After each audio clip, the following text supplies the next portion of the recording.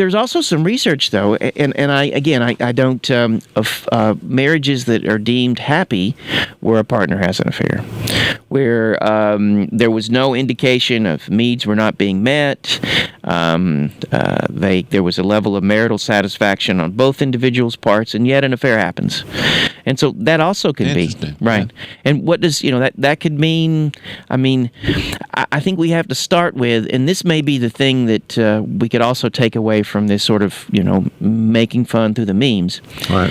Everybody can have an affair. In fact, if somebody says to me, "Oh, I'll never have an affair on my wife or my husband," my first thought is, "Ooh." Oh, it's already happened or about to happen. Yeah, right? you're like, just like, like inevitably, like I do a lot of work with adolescents, and oftentimes, especially adolescents they'll come from religious backgrounds and whatnot, and I'll be talking. He says, "Well, I'm dating somebody, but we're going to wait until marriage. I am not going to have," and I'm like, first off, I didn't ask, and so why are you telling me this? And that's usually a sign that, wait a minute, who are you trying to convince?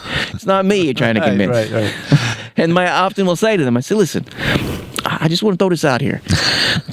There's this thing that happens. That's always a preface right there. I want to throw out that right now it sounds like you're writing a check, and they wouldn't be able to use this analogy. That's right. But you're writing a check, and this thing's going to bounce. Man, this boing, this is not, it's not going to.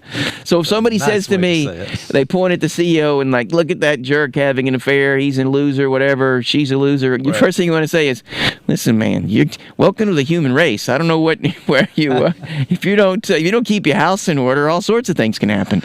Right?